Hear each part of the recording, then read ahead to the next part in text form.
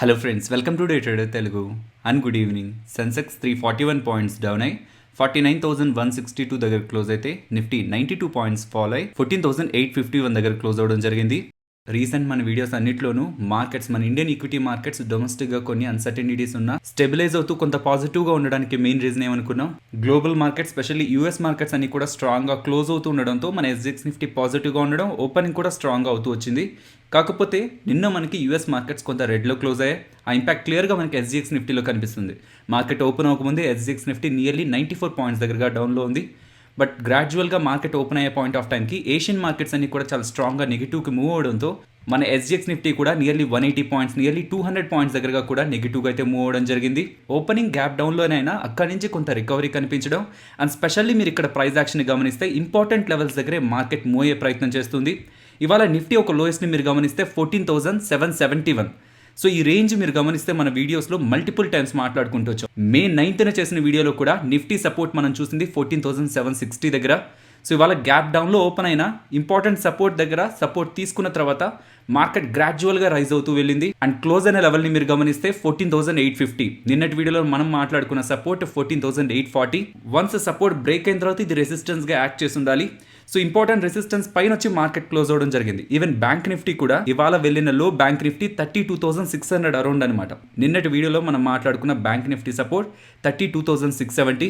So ఈ important supports దగ్గరే market ఇవాళ మూవ్ అయ్యి అగైన్ స్ట్రెంత్ చూపించే ప్రయత్నం చేసింది. మీన్స్ ఈవెన్ ఇలా ఫాలో అయిన తర్వాత కూడా మార్కెట్లో స్ట్రాంగ్ బయింగ్ యాక్టివిటీ కనిపించడంతో ఇంపార్టెంట్ సపోర్ట్స్ దగ్గర నుంచి మార్కెట్ టాప్ సైడ్ మూవ్ అయ్యి Nifty 90 points around and Sensex 340 points అరౌండ్లో అయితే నెగిటివ్లో క్లోజ్ అవ్వడం జరిగింది.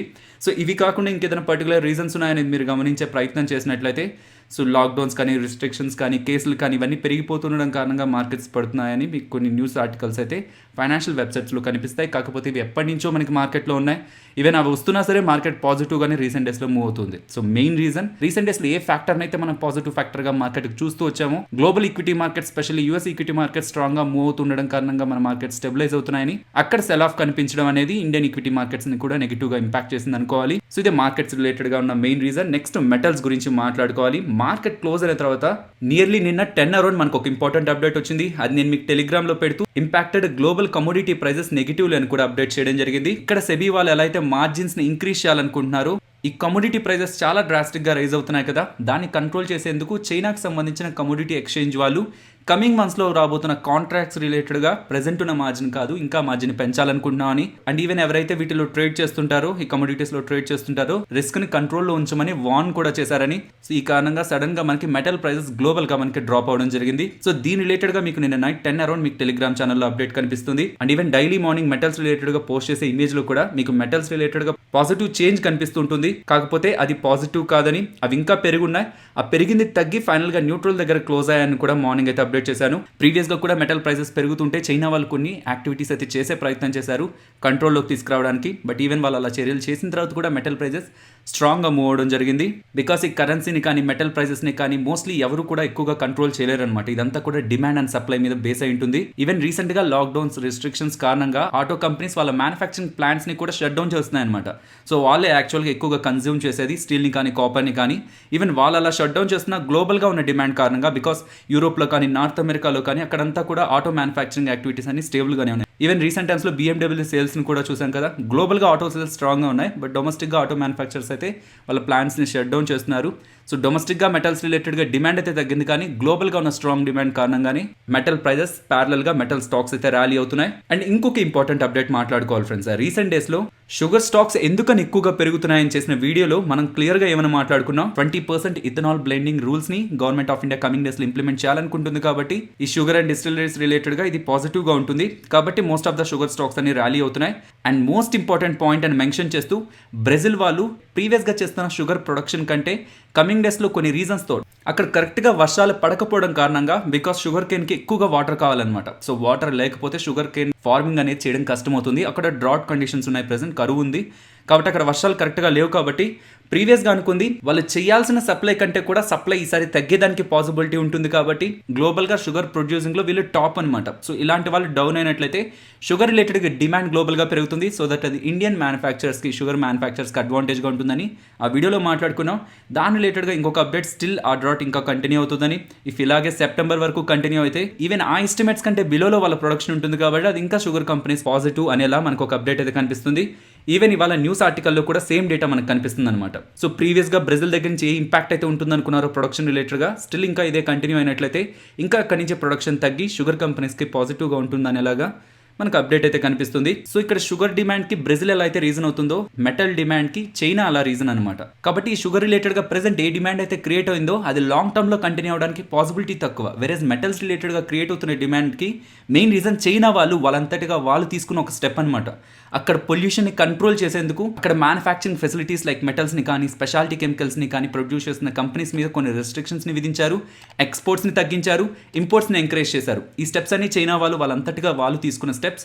సో అక్కడ పొల్యూషన్ కంట్రోల్ అవ్వనంత వరకు కూడా అది ఈజీ ప్రాసెస్ అయితే కాదు. పొల్యూషన్ అంత ఈజీగా 1 or 2 months కంట్రోల్ అయిపోయే ఈవెంట్ అయితే కాదు. ఆ పొల్యూషన్ కంట్రోల్ అవ్వనంత వరకు కూడా వాళ్ళ అదే మెజర్స్ కంటిన్యూ చేయడానికి పాసిబిలిటీ ఉంటుంది. కాబట్టి కంపేర్డ్ విత్ షుగర్స్, మెటల్స్ రిలేటెడ్గా క్రియేట్ అయిన డిమాండ్కి కొంత సస్టైనబిలిటీ ఉంటుంది. కాకపోతే గుర్తుంచుకోవాల్సింది, మనం లాస్ట్ 1 month or 2 months నుంచి వీటి గురించి మాట్లాడుకోవట్లేదు. రీసెంట్ వీడియోస్ నుంచి కొంత బ్యాక్ వెళ్ళే ప్రయత్నం చేశారంటే 2020 ఎండింగ్ అండ్ 2021 ఎర్లీ ఈ పాయింట్ ఆఫ్ టైంలోనే మనం ఎక్కువగా మెటల్ స్టాక్స్ గురించి మాట్లాడడం జరిగింది. And even most of the stocks ఆ పాయింట్లోనే ర్యాలీ అయ్యాయి. నెక్స్ట్ గ్యూఫిక్ బయోసైన్సెస్ గురించి మాట్లాడుకోవాలి ఫ్రెండ్స్. ఇవాళ ట్విట్టర్లో ఒక ఇంపార్టెంట్ అప్డేట్ అయితే చూసాను. అప్డేట్ 9 to అరౌండ్ మీకు టెలిగ్రామ్ ఛానల్లో కూడా అప్డేట్ చేయడం జరిగింది. సో ఈ వైరస్తో సఫర్ అవుతున్న పేషెంట్స్కి బ్లాక్ ఫంగస్, సో ఈ ఫంగల్ ఇన్ఫెక్షన్ కూడా వాళ్ళని ఇంపాక్ట్ చేస్తుంది. ఆ ఇన్ఫెక్షన్ని ట్రీట్ చేసే డ్రగ్ని గ్యూఫిక్ బయోసైన్సెస్ వాళ్ళు తయారు చేస్తున్నారు కాబట్టి రీసెంట్ డేస్లో స్టాక్ పెరుగుతుందని ఎలాగా ట్విట్టర్లో ఒక అప్డేట్ అయితే కనిపించింది. సో ఇంపార్టెంట్ డేటా అంతా ఇక్కడే మనకు కనిపిస్తుంది. కాకపోతే బ్లాక్ ఫంగస్ ఎవరిని ఎక్కువగా ఇంపాక్ట్ చేస్తుంది, సో ఆ పాపులేషన్ ఎంత ఉందనేది మనం గమనించాలి. ఈ బ్లాక్ ఫంగస్ అనేది మెయిన్లీ డయాబెటీస్తో సఫర్ అవుతున్న వాళ్ళు, స్టెరాయిడ్స్ ఎక్కువగా తీసుకుంటే లైక్ డెక్సామిథాసోన్ తీసుకుంటున్నారు ఇప్పుడు ఈ వైరస్తో సఫర్ అవుతున్న వాళ్ళు. ఈవెన్ ప్రొలాంగ్డ్ హాస్పిటల్ స్టేస్ కూడా, ఐసీయూలో ఎక్కువగా ఉండడం కూడా ఈ fungal infection, specially black fungus infection ని డెవలప్ అవడానికి రీజన్ గా ఉన్నాయని. సో దాన్ని ట్రీట్ చేస్తున్న drug amphotericin B anti fungal drug ని గ్యూఫిక్ బయోసైన్సెస్ వాళ్ళు తయారు చేస్తున్నారు. కాబట్టి స్టాక్ లాస్ట్ ఫ్యూ డేస్ నుంచి కూడా నియర్లీ 35% దగ్గరగా ర్యాలీ అయినట్లు డేటా అయితే పబ్లిష్ అవ్వడం జరిగింది. నెక్స్ట్ ట్రైడెంట్ గురించి మాట్లాడుకోవాలి. ఇలా స్టాక్ ర్యాలీ అవుతుంది, ఏదైనా ఇంపార్టెంట్ న్యూస్ అప్డేట్స్ ఉన్నాయని సబ్స్క్రైబర్స్ అయితే అడుగుతున్నారు. బికాస్ లాస్ట్ ఫ్యూ డేస్ నుంచి స్టాక్ గ్రాడ్యువల్గా మూవ్ అవుతుంది, స్పెషల్లీ అప్పర్ సర్క్యూట్స్లో క్లోజ్ అవుతుంది. దీని రిలేటెడ్గా ఇంపార్టెంట్ అప్డేట్స్ ఉన్న ప్రతిసారి కూడా మన ఛానల్లో అయితే కవర్ చేశాను. బట్ చాలా డేస్ బ్యాక్ నుంచి ఈ స్టాక్లో ఎటువంటి ఇంపార్టెంట్ అప్డేట్ కూడా లేదు. మరి ఎందుకని స్టాక్ ప్రైస్ రైజ్ అవుతుంది? రీసెంట్ సండే రోజు చేసిన వీడియోలో మనం టెక్స్టైల్ కంపెనీస్ మంచి రిజల్ట్స్ని పోస్ట్ చేస్తున్నాయి అనుకున్నాం కదా, ఈవెన్ ఎస్టిమేట్స్ కంటే బెటర్ నెంబర్స్ని డెలివర్ చేస్తున్నారు అనుకున్నాం. మేబీ వీళ్ళు కూడా బెటర్ నెంబర్స్ని డెలివర్ చేస్తారని ఒక ఎక్స్పెక్టేషన్లో ముందుగానే స్టాక్లో ఇలా ర్యాలీ అయితే కనిపిస్తూ ఉండొచ్చు. అది కాకుండా ఇంకే మేజర్ అప్డేట్ కూడా ట్రైడెంట్ రిలేటెడ్గా ప్రెసెంట్ మార్కెట్లో అయితే లేదు. నెక్స్ట్ ఆల్కైల్ అమైన్స్ గురించి మాట్లాడుకోవాలి. స్టాక్లో ఇన్వెస్ట్మెంట్ చేసిన వాళ్ళు ప్రీవియస్గా ఉన్న స్టాక్ ప్రైస్ ఎందుకని ఇంతలా ఫాలో అయిపోయింది, ఇలా ఫాలో అయిన తర్వాత కూడా 10% దగ్గరగా అప్పర్ సర్క్యూట్కి మేక్ చేసింది. మా పోర్ట్ఫోలియోలో ఏమో నెగిటివ్ కనిపిస్తుంది అనేలాగా క్వశ్చన్స్ అయితే కామెంట్ సెక్షన్లో అడుగుతున్నారు. ఇవాళ ఈ స్టాక్ రిలేటెడ్గా స్టాక్ స్ప్లిట్ అనమాట. సో 2 shares హోల్డ్ చేస్తున్న వాళ్ళకి కంపెనీ ఇంకొక ఎక్స్ట్రాగా 3 shares నుంచి టోటల్గా 5 sharesని వాళ్ళ డీమ్యాట్ అకౌంట్లో క్రెడిట్ చేస్తారని చెప్పారు. సో ఫర్ ఎవ్రీ 2 shares వాళ్ళ డీమ్యాట్ అకౌంట్లో 5 shares కమింగ్ డేస్లో వచ్చి రిఫ్లెక్ట్ అవుతాయి. సో ఎక్స్ట్రాగా 2 sharesకి 3 shares వస్తున్నట్లు అనమాట. దానికి తగ్గట్టు స్టాక్ ప్రైస్ని అయితే వాళ్ళు డివైడ్ చేయడం జరిగింది. ఈవెన్ ఇలా డివైడ్ చేసిన తర్వాత 10% దగ్గరగా స్టాక్ ప్రైస్ ర్యాలీ అయింది. సో ఆల్ టైమ్ హైని ఇప్పుడు alkyl amines stock price reach అయినట్లు అనమాట. కమింగ్ డేస్లో మీకు ఆ స్టాక్స్ అయితే పోర్ట్ఫోలియోకి వచ్చి యాడ్ అవుతాయి. సో అప్పుడు మీకు టోటల్ వాల్యూ అనేది రిఫ్లెక్ట్ అవుతుంది. నెక్స్ట్ టాటా మోటార్స్ గురించి మాట్లాడుకోవాలి. ప్రీవియస్గా మనం టాటా మోటార్స్ రిలేటెడ్గా CCI వాళ్ళు ఇన్వెస్టిగేషన్ చేస్తున్నారు అనుకున్నాం కదా. లాస్ట్ 4 days బ్యాక్ మనకి అప్డేట్ అయితే మార్కెట్లోకి రావడం జరిగింది. దీని రిలేటెడ్గా ఇవాళ టాటా మోటార్స్ వాళ్ళు అయితే రెస్పాండ్ అయ్యారు. CCI వాళ్ళు ఇంకా ఫైనల్ అప్డేట్ ఇవ్వలేదు. సో దాని రిలేటెడ్గా వాళ్ళు ఇన్వెస్టిగేషన్ అయితే చేస్తున్నారు. వాళ్ళ దగ్గర నుంచి వన్స్ ఒక ఫైనల్ అప్డేట్ వచ్చిన తర్వాత లీగల్గా మా మూవ్ ఎలా ఉంటుందనేది మేము అప్డేట్ చేస్తామని టాటా మోటార్స్ వాళ్ళైతే అప్డేట్ చేస్తున్నారు. Even China passenger car sales data కూడా వచ్చింది. ఇయర్ ఆన్ ఇయర్ కంపారిజన్ లో సేల్స్ 12.4% దగ్గరగా ఇంక్రీజ్ అవడం జరిగింది. సో చైనాలో మంచి సేల్స్ నమోదు అవుతున్నాయని రీసెంట్ టైమ్స్ లో డేటా పబ్లిష్ అవుతుంది. కాబట్టి JLR సేల్స్ కూడా చైనాలో బెటర్ గా ఉంటాయని ఎక్స్పెక్టేషన్ మార్కెట్ లో అయితే ఉంటుంది. నెక్స్ట్ ఎస్ బ్యాంక్ వాళ్ళు చీఫ్ ఎకానమిస్ట్ గా ఇంద్రానిల్ గారిని అపాయింట్ చేశారని చెప్తున్నారు. ఇంద్రానిల్ గారు ప్రీవియస్ గా IDFC ఫస్ట్ బ్యాంక్ లో చీఫ్ ఎకానమిస్ట్ గా ఉన్నారు. సో ప్రీవియస్ గా IDFC ఫస్ట్ బ్యాంక్ లో చీఫ్ ఎకానమిస్ట్ ని ఇప్పుడు ఎస్ బ్యాంక్ వాళ్ళైతే అపాయింట్ చేసుకున్నారని చెప్తున్నారు. అండ్ ఈవెన్ ప్రీవియస్ గా ఎస్ బ్యాంక్ లో వాటాని హోల్డ్ చేస్తున్న వాళ్ళు కాన్స్టెంట్ గా తగ్గించుకుంటున్నారని May 5th వీడియోలో మనం మాట్లాడుకున్నాం కదా. ఇవాళ ఇంకొక అప్డేట్ కూడా వస్తుంది. సో ఎస్బీఐ తర్వాత ఎస్బీఐ వాళ్ళు నియర్లీ 30% దగ్గరగా ఎస్ బ్యాంక్ లో వాటాని హోల్డ్ చేస్తున్నారు. వాళ్ళ తర్వాత ఎక్కువగా వాటాని హోల్డ్ చేస్తున్నది బేట్రీ వాళ్ళు అనమాట. ప్రీవియస్ గా వాళ్ళు 1.45 దగ్గరగా కట్ చేసుకున్నారు వాళ్ళ వాటాని. 6.03% దగ్గరగా సెకండ్ లార్జెస్ట్ షేర్ హోల్డింగ్ గా మెయింటైన్ చేస్తున్నారు బేట్రీ వాళ్ళు అనుకున్నాం కదా. ఇప్పుడు వాళ్ళ వాటాని ఫర్దర్ గా కట్ చేసుకుంటూ 5.4% కి ఎస్ బ్యాంక్ లో వాళ్ళ వాటాని అయితే తీసుకురావడం జరిగింది. నియర్లీ 2.1% దగ్గరగా వాటాని జనవరి నుంచి మే వరకు గ్రాడ్యువల్ గా మల్టిపుల్ టైమ్స్ వీళ్ళు వాటాని ఓపెన్ మార్కెట్ లో సెల్ చేసేందుకు ప్రయత్నించారని ఈ ప్రైవేట్ ఈక్విటీ ఫర్మ్ బేట్రీ వాళ్ళైతే అప్డేట్ చేస్తున్నారు. ప్రీవియస్ గా చాలా మంత్స్ పాటు కూడా ఈక్విటీ మ్యూచువల్ ఫండ్స్ లో మనీ అనేది అవుట్ ఫ్లోనే అవుతూ వచ్చింది. బట్ మార్చ్ మంత్ కి సంబంధించిన డేటా మాత్రం పాజిటివ్ గా వచ్చింది. ఈవెన్ ప్రెసెంట్ రిలీజ్ అయిన ఏప్రిల్ మంత్ డేటా కూడా పాజిటివ్ గానే ఉంది. నెట్ ఇన్ఫ్లోస్ అనేది ఈక్విటీ మ్యూచువల్ ఫండ్స్ లోకి పాజిటివ్ గా మూవ్ అవడం జరిగింది. ఇది అసెట్ మేనేజ్మెంట్ కంపెనీస్ కి ఈవెన్ వాళ్ళకి సర్వీసెస్ ప్రొవైడ్ చేస్తున్న క్యాంప్స్ వాళ్ళకి కూడా పాజిటివ్ గా ఉంటుంది. Multi cap, large cap, mid cap, small cap ఈ ఫండ్స్ లోకి ప్రీవియస్ మంత్ తో పోలిస్తే ఎంత ఇన్ఫ్లో అండ్ అవుట్ ఫ్లో అయిందన్న డేటా ఇప్పుడు మీరు స్క్రీన్ పైన అయితే గమనించవచ్చు. నెక్స్ట్ నిన్న మార్కెట్ క్లోజ్ అయిన తర్వాత వచ్చిన రిజల్ట్స్ లో హెచ్ఎస్ఐఎల్ రిజల్ట్స్ గురించి మెన్షన్ చేస్తూ హెచ్ఎస్ఐఎల్ డెలివర్డ్ గుడ్ నెంబర్స్ అని నిన్న 640 అరౌండ్ మీకు టెలిగ్రామ్ లో అయితే అప్డేట్ చేశాను. చాలా నెంబర్స్ అయితే వచ్చాయి. బట్ వచ్చిన వాటిలో హెచ్ఎస్ఐఎల్ నెంబర్స్ బెటర్ గా ఉన్నాయని మాకు అనిపించే ఒక్క నేమ్ ని మాత్రమే మీకు టెలిగ్రామ్ లో అప్డేట్ చేయడం జరిగింది. సో ఇది మార్కెట్ క్లోజ్ అయిన తర్వాత వచ్చిన రిజల్ట్స్. ప్రీవియస్ క్లోజ్ అరౌండ్ 173 దగ్గర ఉంటే ఓపెనింగ్ కూడా 173 దగ్గర అయింది. గ్రాడ్యువల్ గా స్టాక్ ప్రైస్ రైజ్ అవుతూ 20% దగ్గరగా అప్పర్ సర్క్యూట్ లో క్లోజ్ అవడం జరిగింది. సో ఈ కంపెనీని ప్రీవియస్ గా కూడా ట్రాక్ చేస్తున్నాం కాబట్టి బిజినెస్ గురించి సింపుల్ గా నేను మీకు ఎక్స్ప్లెయిన్ చేస్తాను. దాని తర్వాత రిజల్ట్స్ దగ్గరికి వెళ్దాం. సో హెచ్ఎస్ఐఎల్ అంటే Hindustan sanitaryware and industries limited. వీళ్ళకి సంబంధించిన మెయిన్ బ్రాండ్ హిందూవేర్. సో ఇది 1960లో స్టార్ట్ చేశారు. ఈ ఫాసెట్ సెగ్మెంట్ లో 50% మార్కెట్ షేర్, శానిటరీవేర్ సెగ్మెంట్ లో 40% market share and glass container segment లో 17% దగ్గరగా మార్కెట్ షేర్ అయితే ఉంది. వీళ్ళకి సంబంధించిన మెయిన్ రెవెన్యూస్ అంతా కూడా గ్లాస్ కంటైనర్స్ నుంచి వస్తుంటాయి. అవేంటనేది కూడా నేను మీకు చూపిస్తాను. వాళ్ళకి సంబంధించిన క్లయింట్స్ ని కూడా నేను మీకు చూపిస్తాను. నెక్స్ట్ సెగ్మెంట్ బిల్డింగ్ మెటీరియల్స్ అనమాట.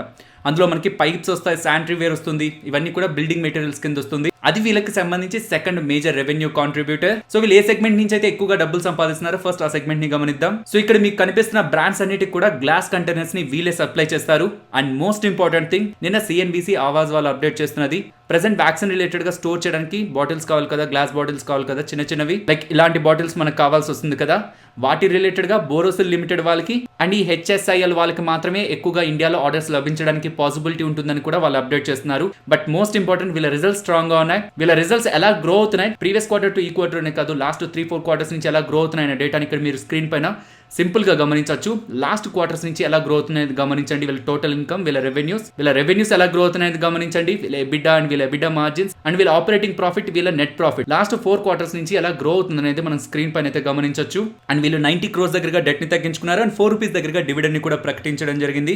కేవలం ఈ కంపెనీకి సంబంధించిన బుక్ వాల్యూ 130 రూపీస్ దగ్గరగా ఉందన్నమాట. అండ్ వీళ్ళు ఏ సెగ్మెంట్ నుంచి అయితే ఎక్కువగా రెవెన్యూస్ ని సంపాదిస్తున్నారో ఆ సెగ్మెంట్ లో కూడా కాన్స్టెంట్ గా మార్జిన్స్ ని పెంచుకోవడం అనేది ఫ్యూచర్ అవుట్లుక్ ని కూడా పాజిటివ్ గా ఉంచుతుంది. FY19లో 8.2% దగ్గరగా ప్యాకేజింగ్ ప్రొడక్ట్స్ రిలేటెడ్ గా వీళ్ళకి మార్జిన్ ఉంటే అది FY21కి 15.6 అయింది అనమాట. నియర్లీ డబుల్ కి తీసుకొచ్చారు వీళ్ళ మార్జిన్స్ ని. అండ్ వీళ్ళకి నియర్లీ 800 crores దగ్గరగా డెట్ ఉంది. వీళ్ళ డెట్ ఈక్విటీ నియర్లీ 0.65 దగ్గరగా ఉంటుంది. స్ట్రాంగ్ నెంబర్స్ ని పోస్ట్ చేయడం, ఈవెన్ ఈ కంపెనీ రిలేటెడ్ గా క్యాపిటల్ ఎక్స్పెండిచర్ ప్లాన్స్ ని కూడా మేనేజ్మెంట్ అప్డేట్ చేయడంతో ఇవి స్టాక్ రిలేటెడ్ గా ఇవాళ పాజిటివ్ గా ప్లే చేయడం జరిగింది.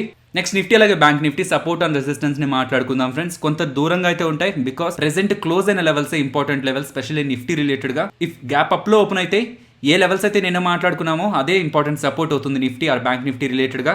ఇఫ్ ఆ లెవెల్స్ కంటే బిలో ఓపెన్ అయినట్లయితే నిఫ్టీ సపోర్ట్స్ అయితే ఇవాళ చేంజ్ చేయడం జరిగింది.